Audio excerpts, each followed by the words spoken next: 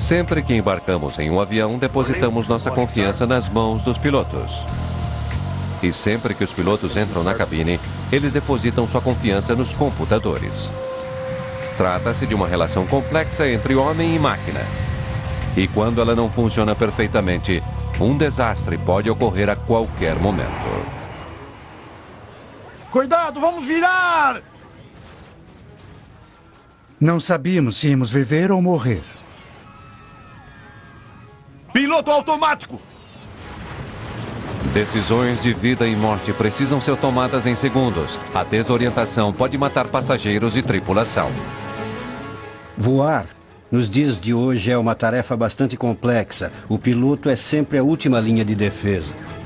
Quando o pior acontece, a pergunta é: quem está no comando?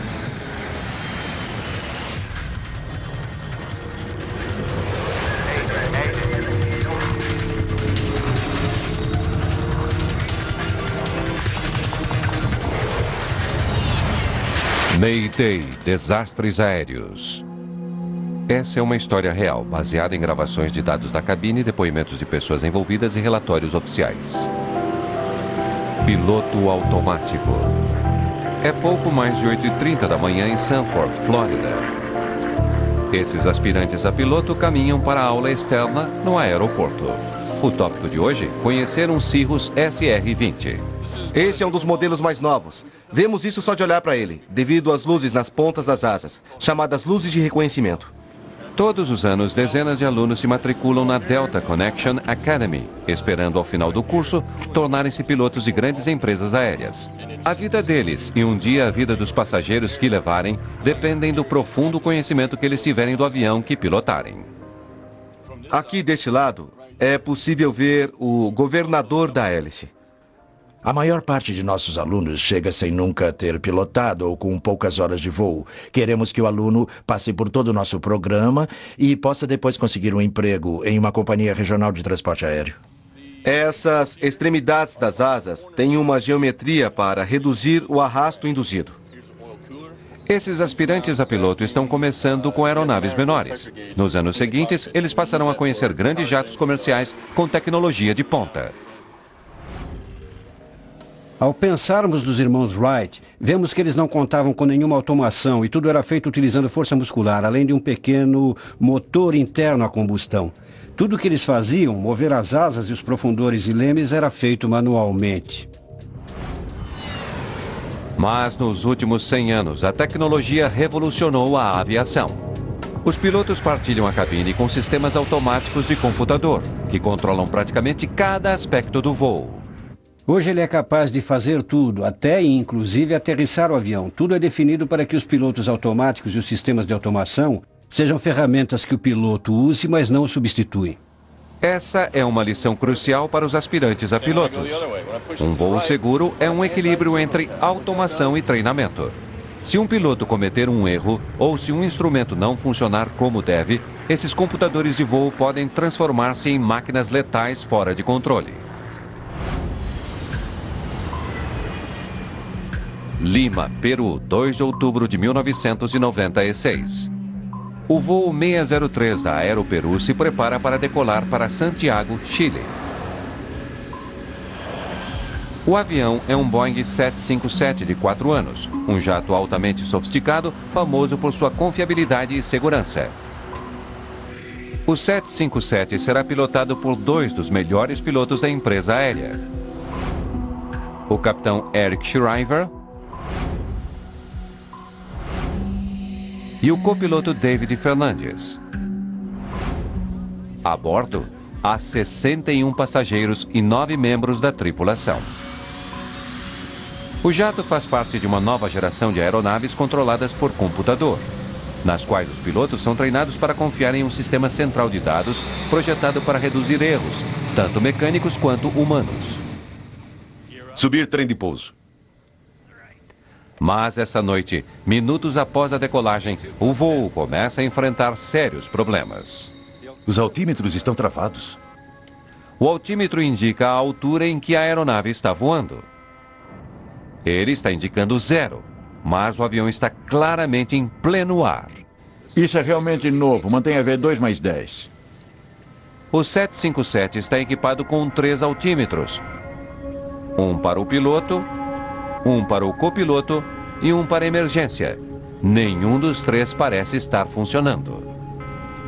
Enquanto os 2 homens tentam solucionar o primeiro problema, eles perdem outro instrumento crucial, o indicador de velocidade.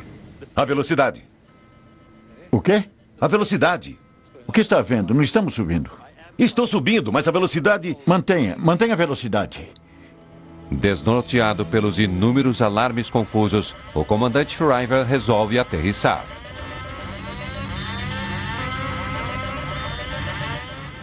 Torre de Lima, Aeroperu 603. Situação de emergência. Aeroperu 603 Lima. Estamos declarando uma emergência. Estamos sem instrumentos básicos, sem altímetro, sem indicador de velocidade. Estamos declarando emergência.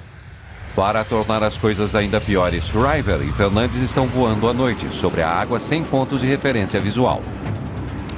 Sem poder confiar em seus instrumentos, os pilotos estão voando às cegas. Era possível controlar o avião, mas primeiro tínhamos que verificar o que havia de errado. É muito fácil, depois que a coisa acontece sentado aqui em uma poltrona em um belo dia ensolarado, dizer: isso é o que devia ter sido feito. Mas na noite escura e fria, com sirenes e alarmes disparando, é muito difícil analisar as informações conflitantes que você está recebendo. Sem poder contar com seus instrumentos, os pilotos precisam depender de informações do pessoal de terra. Pode nos dar a velocidade, por favor, se nos tiver no radar? Sim, afirmativo. 10 segundos atrás, vocês pareciam estar subindo a nível 6.000 pés, 22 milhas sul, no rumo 195. Entendido. Estamos indo para o rumo 190 e estamos a 7.000 pés no altímetro. Sim, afirmativo. Vocês estão chegando. Ainda enquanto tentam voltar para o aeroporto, as panes na cabine aumentam. Os sistemas alertam que eles estão acima da velocidade. Velocidade em excesso. Eles estão voando rápido demais. Acione os freios de velocidade. Agora, soa o aviso de stall.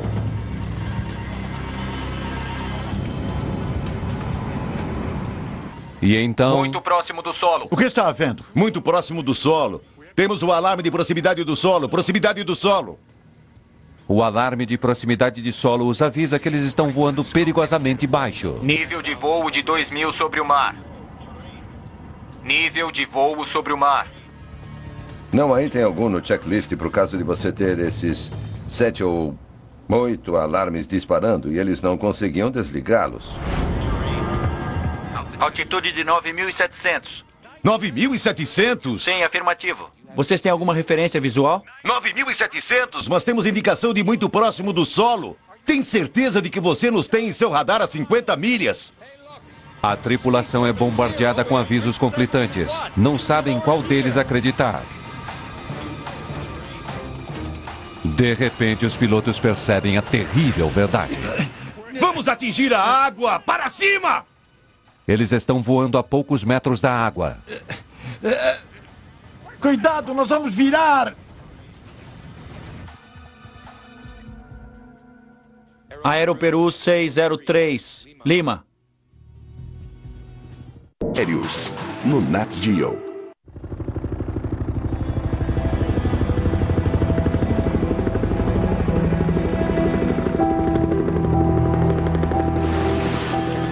Não há sobreviventes do voo 603.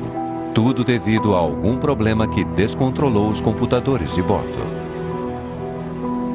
Nas buscas feitas no Oceano Pacífico, os investigadores conseguem encontrar os gravadores de dados. Para nós estava claro que eles estavam realmente enfrentando um problema com a velocidade e a altitude. No 757, dispositivos chamados tubos de Pitot medem a velocidade do vento e a altitude.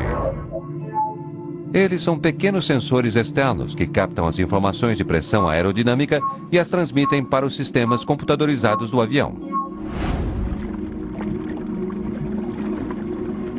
No fundo do oceano, descobre-se fita adesiva cobrindo os sensores do avião. Para saber como a fita chegou ali, os investigadores se voltam para a equipe de manutenção no aeroporto de Lima. Pouco antes do Aeroperu 603 levantar voo em Lima, funcionários da manutenção haviam limpado o avião. Um funcionário havia coberto as tomadas de pressão estática com fita adesiva para protegê-las. Trata-se de um procedimento padrão, mas quando a limpeza foi concluída, o funcionário se esqueceu de retirar a fita. Um pequeno descuido que levou a trágicas consequências. Correto, vocês estão chegando agora a 7.000. Os tubos bloqueados também explicam a razão dos controladores de voo terem dito à tripulação que estavam voando a 7.000 pés. A informação sobre a altura do avião não é calculada por radar em terra, mas pelos sistemas de bordo do avião. De 7.000 pés, o avião começou a descer lentamente, embora os sistemas de bordo não conseguissem detectar isso. E o controlador de voo não tinha como saber que a altitude indicada em seu sistema estava errada. Surpreendida pelas leituras confusas de seus instrumentos, a tripulação estava completamente perdida. Eles não tinham ideia de onde estavam, a que altura estavam voando ou a que velocidade. Vamos atingir a água! Para cima! Suba! Suba, Aeroperu 603, se necessário.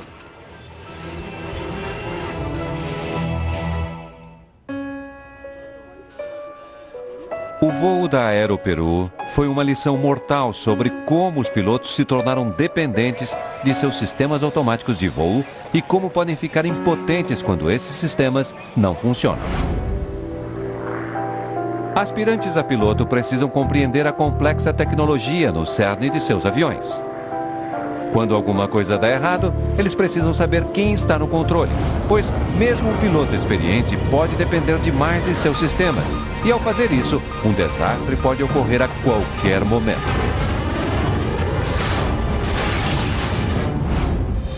Na escola de voo Delta Connection, em Sanford, Flórida, os alunos enfrentam o pior na segurança de um simulador.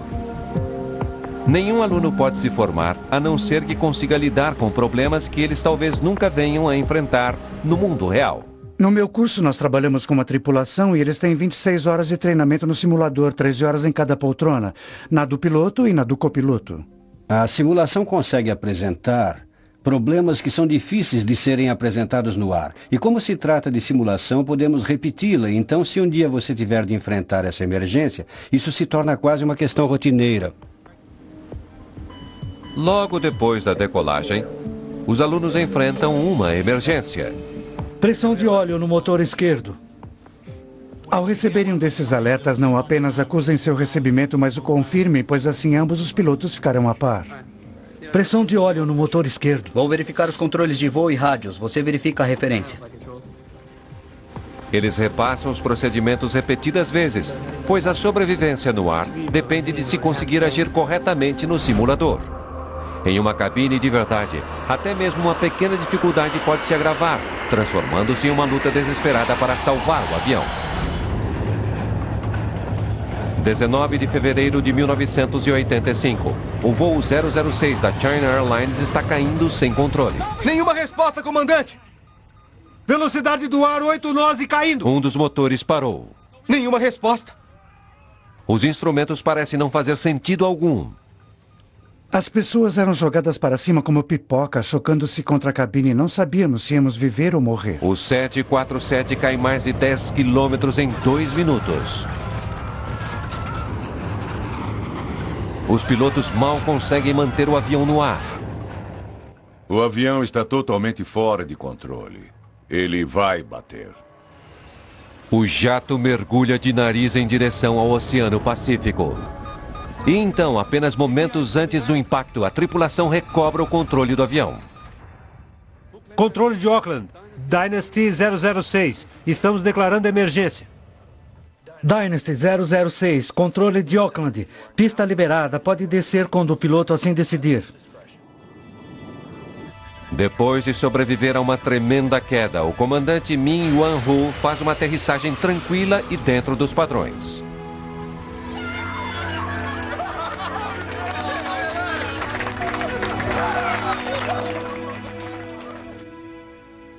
Acho que ele foi um herói. Ele salvou nossas vidas.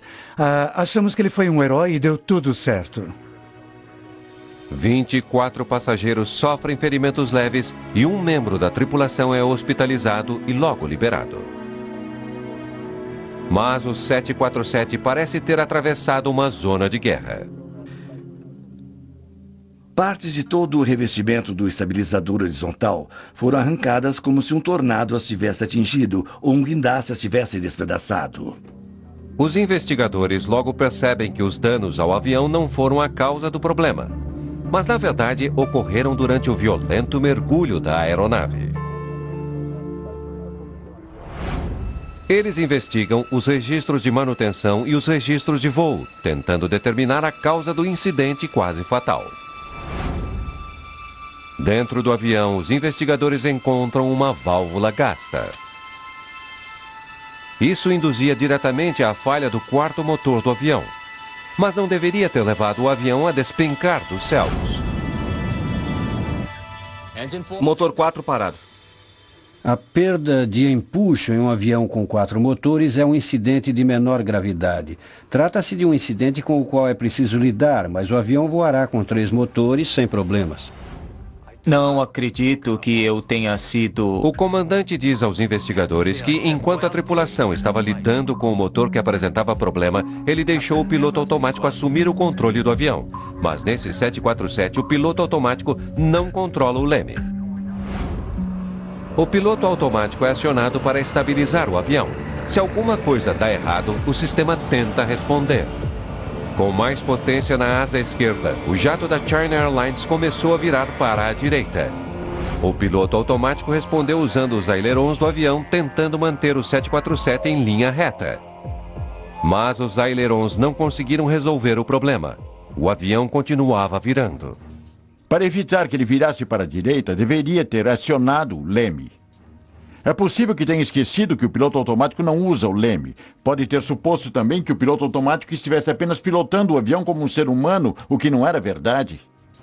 Concentrado no mau funcionamento de seu motor, o comandante Ho deixou o piloto automático no controle. Mas sem a ajuda do leme, os ailerons não estavam conseguindo manter o avião nivelado. A virada suave tornou-se mais acentuada. O avião começou a perder velocidade e, no final, foi aquele pequeno erro de pilotagem. Foi o fato de o piloto não ter acionado o pedal do leme esquerdo que levou a tudo aquilo. Virando para a direita. Velocidade indicada 230. Enfrentando problemas cada vez maiores, o comandante finalmente assume o controle do avião. Estávamos virando para a direita. Estou desligando o piloto automático.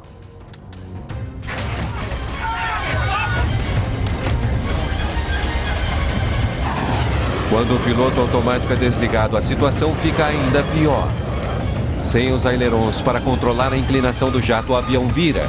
Ele mergulha nas nuvens espessas e o comandante não consegue se situar em relação ao que está havendo com a aeronave. A tripulação não tem um ponto de referência visual. Eles não fazem ideia se estão subindo. Eles dependem totalmente de seus indicadores de altitude, mas não acham que eles estejam funcionando corretamente. Perdi o indicador de altitude. Horizontes não estão funcionando. Status controlado. Mas os instrumentos estavam funcionando perfeitamente e diziam à tripulação algo inacreditável. Eles estavam caindo em direção ao Oceano Pacífico.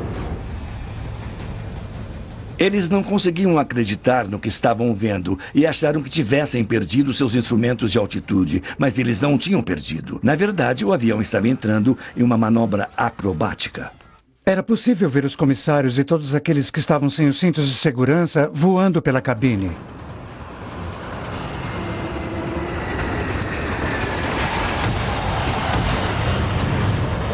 Somente quando o avião sai das nuvens é que o comandante Ho consegue reaver o controle de sua aeronave. Consigo ver o horizonte. Pois agora ele tem uma referência visual. Quando o comandante Ho conseguiu assumir o controle total do avião, era quase tarde demais. O mergulho quase fatal enfatiza a necessidade dos pilotos evitarem confiar demais em seus computadores.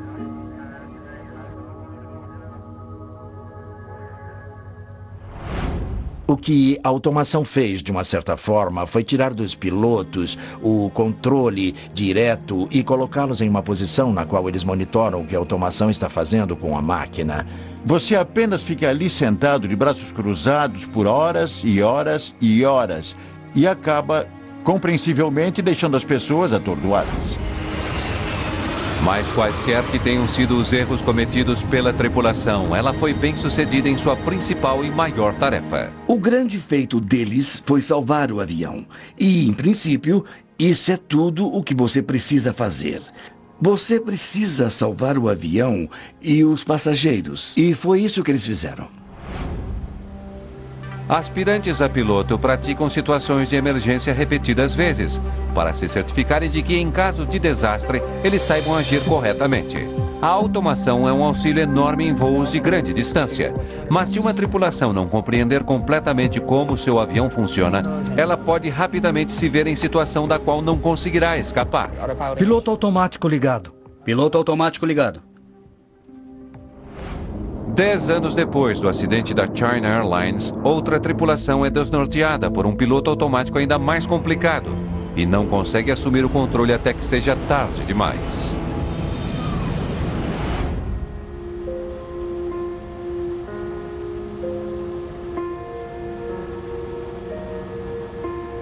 Março de 1994, Sibéria. Equipes de busca vasculham os destroços do voo 593 da Russian International Airlines. Todas as 75 pessoas a bordo estão mortas. O avião era um dos mais novos da frota, um Airbus A310 de construção europeia. Ao escutar a gravação da cabine, os investigadores ficam chocados com o que ouvem. Estou virando para a esquerda, para a esquerda! Vozes de crianças na cabine. Eles ficam assombrados ao perceberem que essas crianças haviam operado os controles de voo. As crianças eram o filho e a filha do piloto em comando, o comandante Yaroslav Kudrinsky.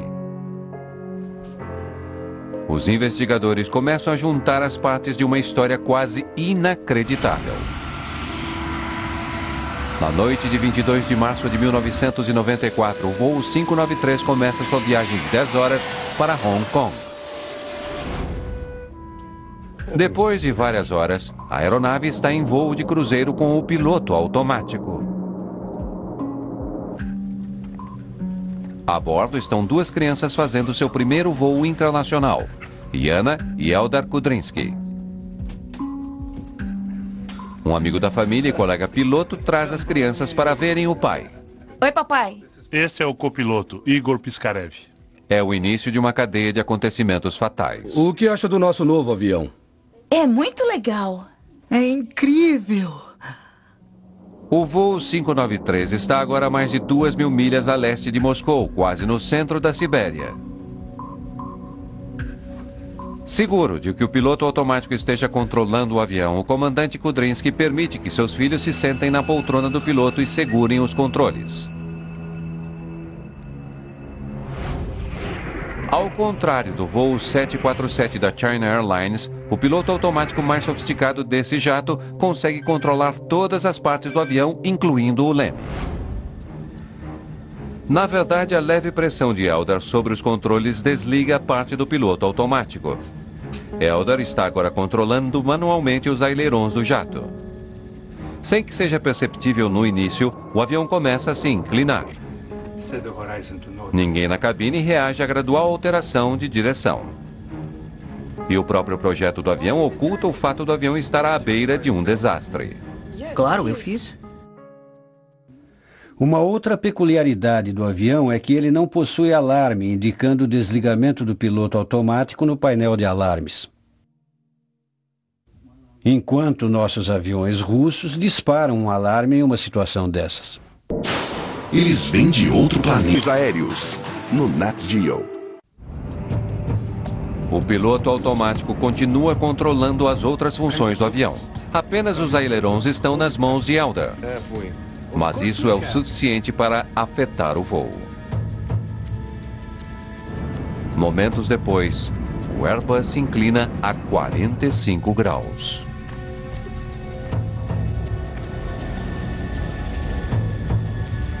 A força da virada faz com que todos fiquem presos às suas poltronas. Rapazes!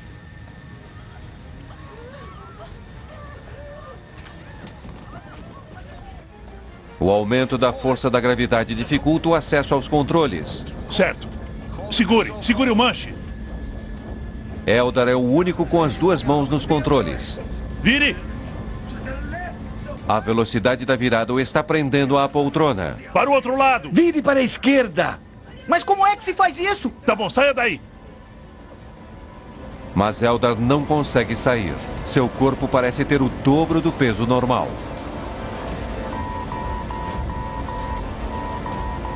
De repente soa um alarme. O piloto automático está se desligando. Quando o jato alcança uma posição tão extrema, o piloto automático é projetado para desligar completamente.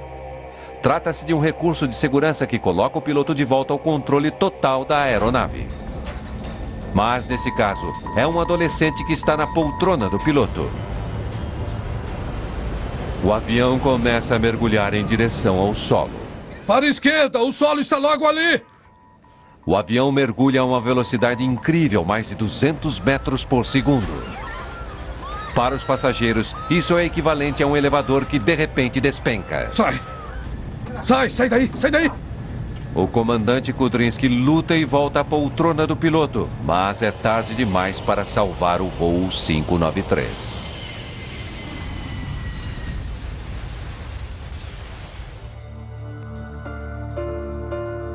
Assim como com o acidente da China Airlines, quase 10 anos antes, a tripulação russa foi confundida pelas indicações de seu equipamento. Mas nesse caso, eles não conseguiram recuperar o controle do avião até que fosse tarde demais. O acidente não começou com um problema mecânico, mas com uma simples decisão tomada por um piloto bastante experiente. Eu nunca ouvi nada assim antes ou depois disso. Não foi nada profissional da parte do comandante. O copiloto também é, em parte, responsável por não levantar maiores objeções imediatamente. Permitir que alguém não qualificado se sente na poltrona de comando de um avião de passageiros comercial é impensável.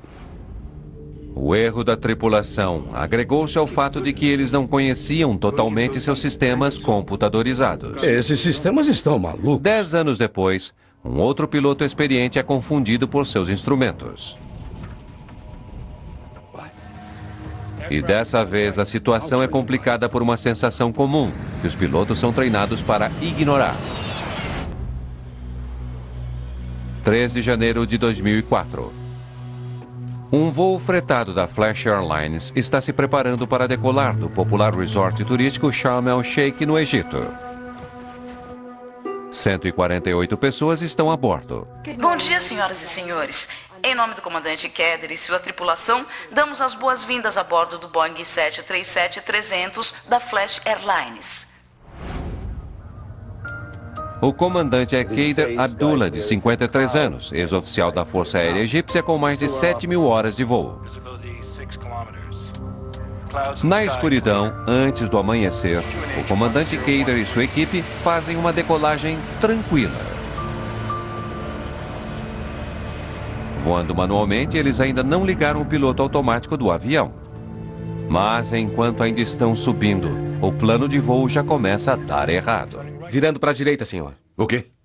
O avião está virando para a direita. Para a direita? Como virando para a direita?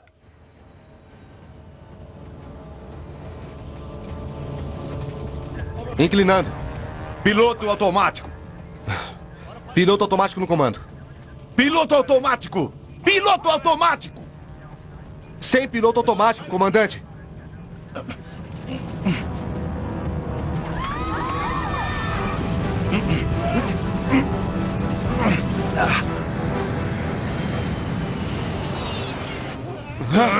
Não! Meu Deus! Meu Deus!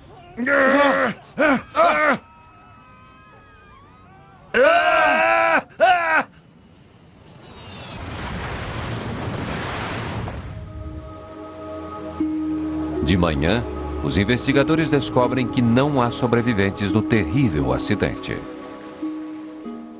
O avião tinha acabado de decolar e parecia muito estranho que o acidente tivesse ocorrido tão rapidamente logo após a decolagem. Investigadores franceses e americanos juntam-se às autoridades egípcias nas buscas. Eles levam 2 semanas apenas para encontrar e recuperar da cabine os gravadores de voz e de dados do voo. Os investigadores exploram dezenas de possibilidades, incluindo a ideia de que o acidente teria sido causado por desorientação espacial. Desorientação espacial é um problema fisiológico com origem na orelha interna. Sobre um oceano escuro, sem um horizonte visual definido e nenhuma luz em terra, o piloto pode não ser capaz de perceber visualmente se está voando para cima, para baixo, para a esquerda ou direita. E se o fluido em sua orelha interna estiver se movimentando, ou se ele inclinar a cabeça, poderá induzir a uma sensação fisiológica, que pode levar o piloto a acreditar que o avião está voando reto e nivelado, quando na verdade está virando. Entendido. Quando pronto, Inshallah, virá da esquerda para estabilizar no rumo 306, Charme VR. Enquanto o avião virava sobre o Mar Vermelho, ele começou lentamente a sair de curso.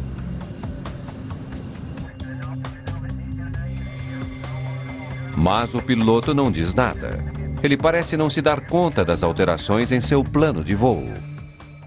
Na verdade, é uma situação de trabalho intenso e, quando não há referências visuais do lado de fora, por se tratar de uma noite sem lua, em que você está sobrevoando um território sem características definidas, sem luz, você realmente, como piloto profissional, deve estar totalmente ciente do fato de que essa é uma situação em que você poderia se sentir desorientado.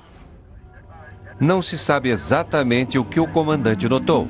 O que se sabe é que a aeronave se inclinou lentamente para a direita.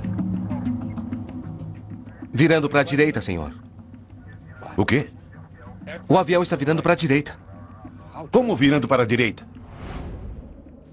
Numa situação como essa, você está não só tentando pilotar o avião e compreender contextualmente o que está havendo, mas está imerso em uma ginástica mental, pois seu pensamento se concentra numa direção e ao mesmo tempo você tem o copiloto dizendo uma coisa completamente diferente. Os investigadores descobrem que mesmo com toda a informação conflitante que estava recebendo, o comandante Kader quase recuperou o controle de seu avião. É interessante que a recuperação começa quando o avião vira para o litoral. As luzes na costa teriam dado ao piloto uma visão clara e inconfundível da altitude da aeronave. Este é o momento em que a desorientação desaparece e este é o momento em que tem início a recuperação. Infelizmente, não há tempo suficiente para salvar o avião. O trágico é saber que o comandante Kader tinha diante dele todas as informações de que precisava para salvar o avião. O importante, quando a pessoa está com desorientação espacial, é confiar totalmente nos seus instrumentos. Eles estão lhe dizendo a verdade. E seja qual for a sua sensação, trata-se de uma limitação dos seres humanos. Confie nos instrumentos. Esta é uma lição trabalhada com afinco todos os dias na Academia Delta Connection. Brian Patrician é um dentre as dezenas de alunos aqui que querem pilotar jatos comerciais de passageiros. Um objetivo que ainda está a anos de distância. Devo ficar entre 5 e 6 anos numa empresa regional, antes de ir para as empresas grandes. É um percurso característico. Membros veteranos da tripulação de empresas que fazem voos internacionais têm, em geral, milhares de horas de voo, mas cada um deles começou do zero. Há um ditado bastante antigo que diz o seguinte: quando sentir que não está aprendendo mais nada na aviação, dê fora, pois você vai se machucar. O treinamento é constante. Treinamento periódico é uma parte integral de um voo seguro. A razão de termos hoje o nível de segurança que temos deve-se em grande parte à adequação e abrangência do treinamento. Confiar em seus instrumentos, em sua automação, é uma das lições mais fundamentais do treinamento de voo. Viu como que é? Coloque a chave e dê partida no motor.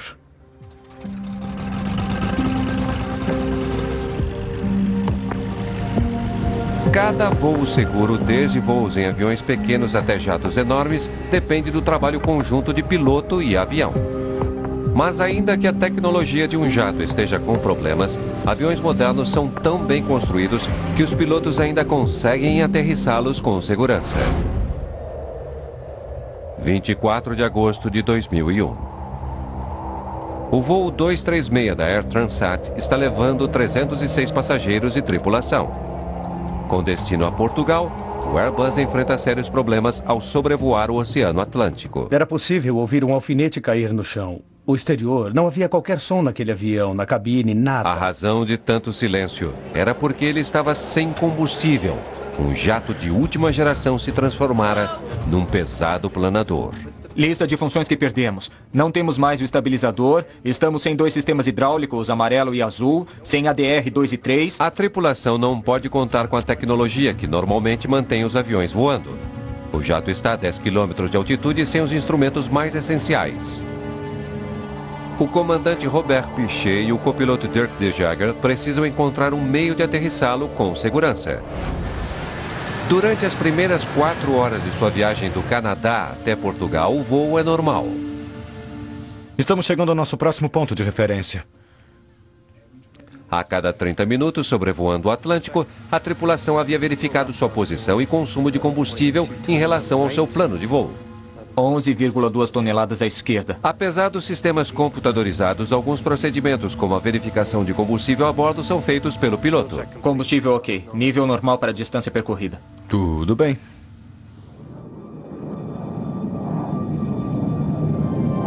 Mas então, um pequeno alarme quebra o clima de rotina na cabine. Olha só. Um sinal de alerta.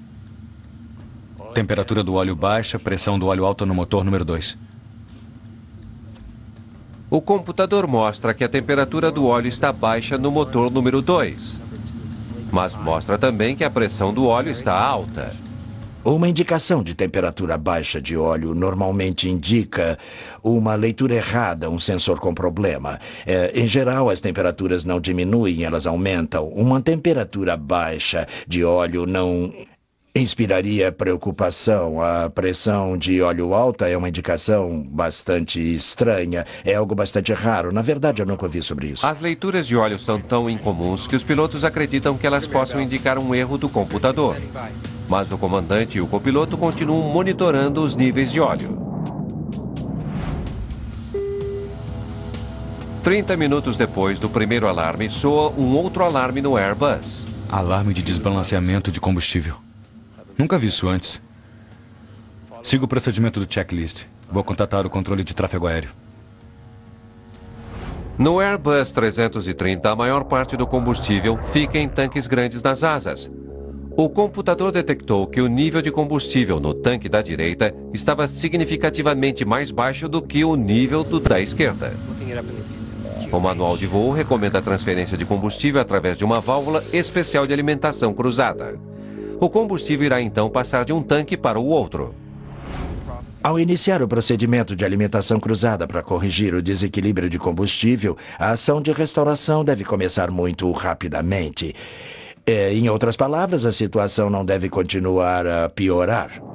Ainda que a tripulação esteja seguindo o procedimento adequado, a situação realmente piora. O combustível não está aumentando nos tanques da asa direita. Como é que está a quantidade? Está muito baixa, espere. Há muito menos combustível do que deveríamos ter. Parece que há um vazamento. Verifique outra vez.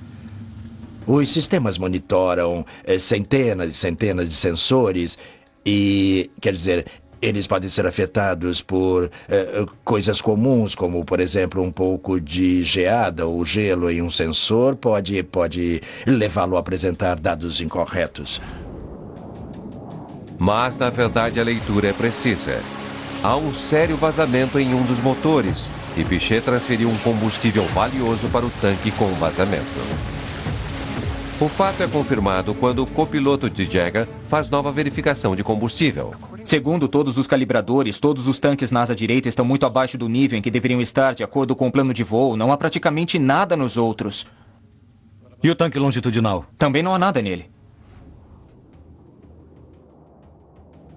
A cada minuto que passa, o vazamento drena o combustível dos tanques até que, finalmente, o jato está voando com os tanques vazios. Estamos perdendo o motor número 2. Eu não acredito. Muito bem, máxima potência no número 1. O que está acontecendo? Transfira combustível do tanque central e do tanque longitudinal. Transferindo. Quantidade de combustível chegando a 0. Não é possível. Nós não vamos ficar completamente sem combustível nesse avião. Mas, na verdade, o Air Transat ficou sem combustível a cerca de 12 mil metros acima do Oceano Atlântico. Sem combustível, não há como controlar o avião. Mas o jato ainda tem um último trunfo, uma última fonte de potência. A tripulação ativa um sistema de apoio raramente usado. Chama-se radioturbina acionada a ar. Ela será usada abaixo da fuselagem, próximo da raiz da asa. Trata-se de uma pequena hélice sob a fuselagem que é acionada pelo vento.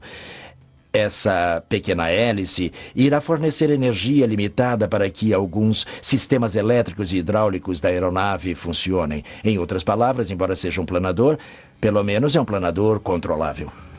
Ao decolar, esse jato da Air Transat era uma maravilha de primeira linha. Agora está despencando dos céus. E a tripulação precisa esperar que esse último recurso tecnológico os ajude a aterrissar em segurança. Aéreos, no Nat Geo. Um avião de passageiros ficou sem combustível.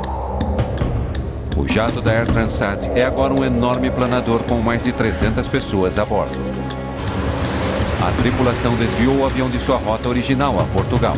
Ele agora segue em direção a uma base aérea militar na minúscula ilha de Terceira, nos Açores. Vi os comissários de bordo com coletes salva-vidas nas mãos, correndo pelos corredores. Sem dúvida, aquilo infundia medo. O que estava acontecendo foi a primeira coisa que me passou pela cabeça. Se o comandante Robert Piché não conseguir chegar até o aeroporto, sua única opção é o oceano. Mas Piché não quer arriscar. Aviões não foram projetados para sobreviver à aterrissagem nas águas. Em 1996, um Boeing 767 ficou sem combustível ao largo da costa leste da África. Seus últimos momentos foram captados por um vídeo amador.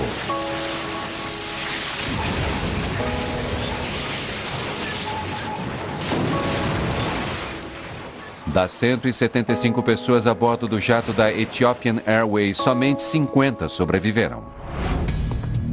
Sem controles vitais, o comandante Piché e o copiloto De Jager precisam mais do que nunca confiar um no outro. É difícil aceitar que um avião comercial vai ficar sem combustível. Com todos os dispositivos de controle, segurança e equipamentos, aquela tripulação enfrentou isso unida. Slats acionados e travados.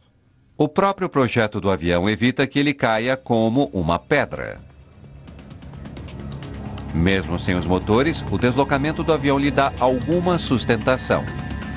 Ele está caindo rapidamente, mas ainda está voando. Pode me dar a velocidade de aterrissagem, por favor? Sem motores, sem flaps, velocidade ideal de aproximação é de 170 nós. É rápido demais. É. Mas a pista é bem longa. Mas ao final da pista há um penhasco bastante acentuado. Usando a potência disponível da turbina auxiliar, o comandante Piché força o avião a virar bruscamente, tentando fazê-lo perder um pouco de velocidade.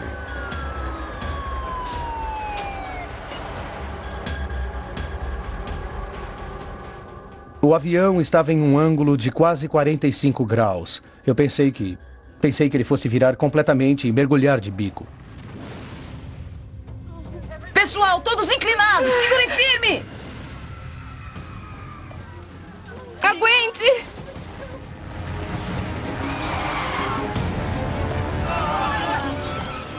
Pneus estourando!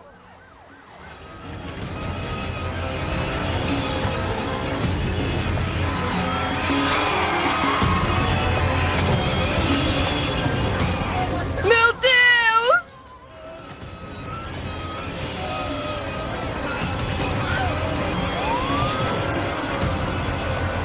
Depois de estourar 8 pneus, o avião finalmente para no meio da pista. Todos a bordo sobrevivem. Ele aterrissou aquele avião com segurança e estourou apenas 8 dos 12 pneus. Ele salvou pessoas. Salvou a vida de 300 pessoas. Piché e De Jager pilotaram seu Airbus sem potência por mais tempo do que qualquer jato de passageiros na história.